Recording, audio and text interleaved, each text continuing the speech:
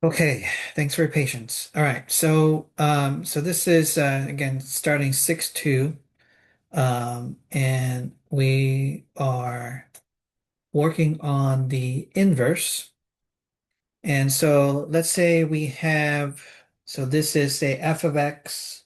This green line here is represented by f of x. Okay, and then this red line here is represented by the inverse. Okay, so it looks like f of -1, but that represents the inverse. And don't get this confused. So just note, this does not mean 1 over f of x. Okay, that's not true. Okay, this here represents, that means the inverse. Okay, so you would say inverse of f. You would say this inverse of f. Okay, that's how you would say that. Okay. But again, this does not mean the inverse of f is equal to 1 over f of x. That's not true. All right. Okay. So for f of x, we have -3, 2, and then we have for, uh, and also we have -1, 5 as our points. And then for the inverse, we have 2, -3, and then 5, -1. Okay. For the inverse. So let's talk a little bit about the domain and range of f. So what's going to be the domain and range of f?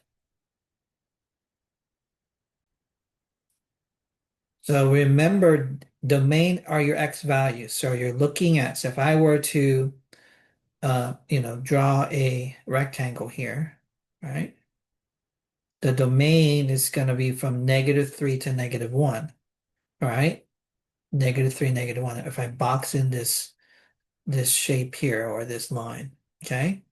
And then the range is your y value. So you're starting at -2, I'm sorry, at 2, and then you're going up to 5 as your highest point. Okay? So again, the domain is from -3 to -1, and the range is from 2 to 5. Okay? So let's write that down. So, and I'll write it in green to represent that graph. So domain is -3 to -1, and then the range is from 2 to 5. Okay. Now, since these are filled in at the endpoints, then we would put them in bracket form. Okay.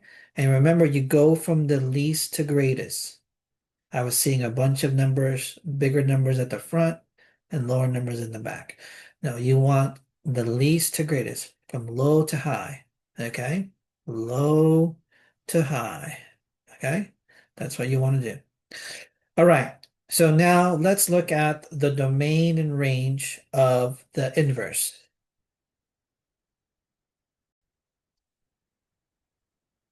All right, so let's put that in that color. All right, so for the domain of the inverse, we get 2 to 5, and then the range of the inverse is from -3 to -1. So again, we include the endpoint. So notice that for the domain of the original function, it was -3, -1. In the inverse, now it becomes the range. Okay, and then vice versa.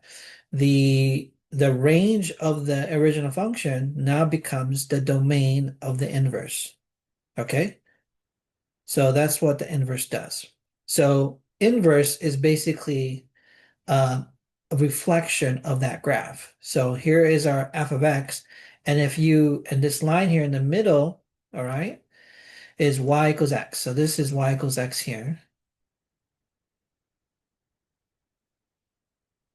This is y equals x. Okay. So if I reflect that f of x, this green image over y equals over y equals x, I get the red line here, right? This is the inverse. So this reflection, all right, is the inverse of the original function if I reflect it over y equals x. And what we see is that when we do that, the domain and range just get swapped for the inverse. Okay? So that's important to remember. Okay. Any questions so far? Okay. All right, so let's do some examples. So what we want to do here is we want to find the inverse and then find the domain and the range. Okay. All right. So for example, let's say I have f of x is equal to 1 minus 4x. Okay. So I need to find the inverse in regards to the equation. So the inverse function. So remember f of x, another way to write f of x is y, right? I can write this as y. So y is equal to 1 minus 4x. Okay. To find the inverse function, what I need to do is I need to swap the x and y and then solve for y. Okay. So I need a swap. So that's what I'm going to do here. I'm going to swap x and y. All right. So this becomes x is equal to 1 minus 4y. Okay. I swap x and y. And then I'm going to solve for y. Okay. So I'm going to take subtract 1 on both sides. I get x minus 1 is equal to negative 4y. And then I divide both sides by negative 4. So y gives me x minus 1 over negative 4. Okay. So the result here that we get, okay, is the inverse function. All right. So this is going to be x minus 1 over negative 4. All right. All right. So again, let me just do a quick summary on that. So the first thing is I have f of x equals 1 minus 4x. I replace f of x as y because remember f of x and y mean the same thing. So I get y is equal to 1 minus 4x.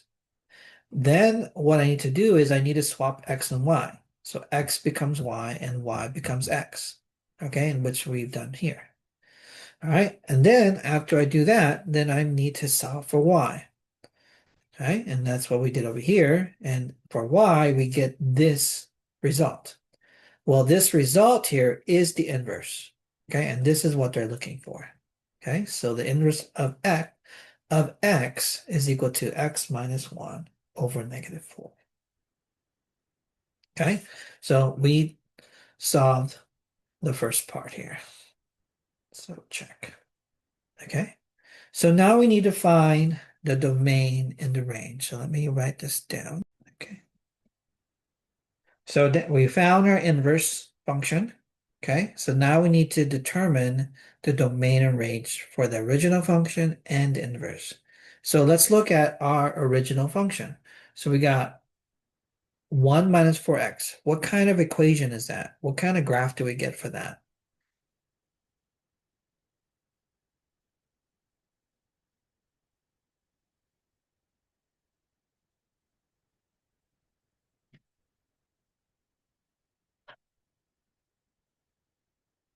What is y is equal to 1 minus 4x? What kind of graph is that? Be a backwards, just straight line. Exactly, right? So it's just a line. It has a negative slope. It's linear, right? So it goes like this. Okay. I don't really care exactly what where the points are. All I know it looks like that. Okay. And what do we know about the domain and range of a linear function? What is it? What's the domain and range of a linear function? Is there any point, can I do anything to this equation where I can where it will be undefined? Nope.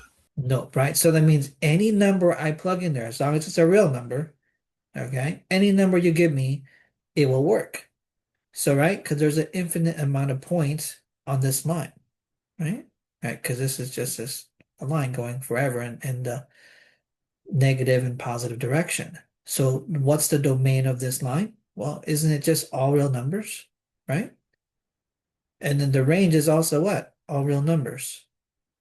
Okay.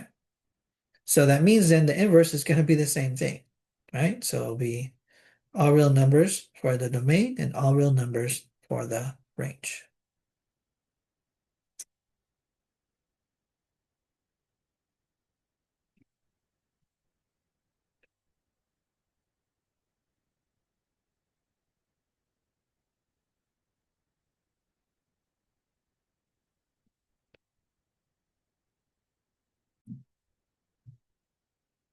Okay, so again, we need to find the inverse, domain, and range of this. So the first thing we need to do is we need to set f of x and to y, right? So we're going to set y is equal to x plus 4 raised to the third plus 5. Okay, that's the first thing we need to do. Then we're going to swap the x and the y. So y becomes x and the x becomes y. Okay, and then we're going to solve for y. Okay. Okay, so we're going to subtract 5 on both sides. We get x minus 5 is equal to y plus 4 raised to the third power. To get rid of the power, you take the cubic root. So the cubic root on both sides. So then the power and the cubic root go away. So we have the cubic root of x minus 5 is equal to y plus 4. Then we subtract 4 on both sides. Then we get the cubic root of x minus 5 minus 4 is equal to y. And again, this is basically the inverse. Okay, so that will be our answer right there. Okay. All right. Now to find the domain and range, we have to go back to what we know about the parent function of this. So we have x plus 4 raised to the third plus 5. So the parent function is going to be f of x is equal to x to the third power. Okay, that's the parent function. So what does the 4 do? Well, the 4 just moves the function to the left. Remember, it's always the opposite of what you think in the parentheses. And plus 5 is it goes up. Okay, so remember that x cubed just looks like this. Okay. And what's happening is it's moving to the left 4 and then it goes up 5. All right, so I go up left 4, up 5. So basically I still get the same type of graph. Okay. So that means then in regards to the domain and range, well, first of all, the range that's easy to do, right? Because it looks like it's going down in a negative direction and infinite wise, and then in the positive direction, it's going infinite wise in the positive direction. So the range of this is going to be negative infinity to positive infinity, right? Or you can say all real numbers. Well, the domain is the same thing, right? It'll keep going to the left forever in the negative direction and then to the right in the positive direction. So same thing, we get negative infinity to positive infinity. So the domain of that is all real numbers. Okay. So the inverse then is going to be the same thing. All right. So all real numbers for the domain range of the inverse.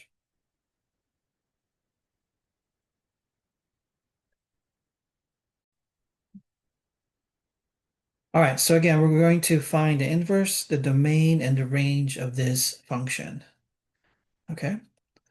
All right, so again, the first thing we need to do here is we need to set f of x to y. Okay. Then we need to swap the x and y. So this is going to be x, and it'll be y minus 2 to the fourth power minus 3. Okay. Then we're going to solve for y. So we're going to add 3 to both sides. We get x plus 3 is equal to y minus 2 raised to the 4th power. Okay. And then we're going to take the 4th root on both sides. All right, so the 4th root and the power of 4 go away, and we get the 4th root of x plus 3 equals y minus 2. Then we're going to add 2 to both sides. So we have the 4th root of x plus 3 plus 2 equals y. So again, the y, just we rewrite it as f, or the inverse of f of x, okay? And so this will be our answer here. Okay. All right. So once we find the inverse, now we need to find the domain and the range of our function. So we go back to the original function. Okay. So this right here. And we need to think about, okay, what does the parent function, what is it? What do we have for the parent function? So the parent function is basically going to be a type of parabola, right? But this time it's going to be x to the 4th instead of x squared. And what happens is when the power of this, as it increases evenly, like 2, 4, 6, 8. So if you had, a parabola like this, then what happens is as the power increases evenly, then in the bottom of it just becomes more flat. Okay. So the bottom of that parabola just becomes more flatter and flatter. That's all it's doing. Okay. So in this case, the minus 2 is going to go to the right, and then the negative 3 is going to make it go down. So we're going to be, somewhere. Let's see here. So we have 1, 2, 3. So minus 3. So we're going to be somewhere right 2. So 1, 2, and then down 3 here. Okay. So we're going to be somewhere right here. Okay. I know it's kind of hard to see that. All right. Give me 1 second. Okay. So we have it somewhere here. Okay. So our graph is somewhere, it looks like that. Okay. Okay. So again, we're just doing a sketch, right? So I went right 2, down 3. All right. So if we look at the domain of this function, right, that's your x values. So that means it's going to go this direction, a negative, right? And then this direction in the positive direction. So that means the domain and range, I'm sorry, the domain of this function is going to be all real numbers, right? From negative infinity to positive infinity. So I just put R there. Now the range is going to be different, okay? Because here, as you notice here, the lowest number, okay, that this graph hits is minus 3. So that means the range, the bottom of that is going to be minus 3. However, as the highest number it goes to, well, there's an arrow, so that means it goes up forever. Okay, so that means that goes to positive infinity. So the range of this is going to be from negative 3 to infinity. Okay, all right. So that's what's going to happen with regards to the range. So now to do the inverse, well, we just swap them. So in this case, the domain of the inverse will be negative 3 to infinity. And then the range of the inverse is just going to be all real numbers.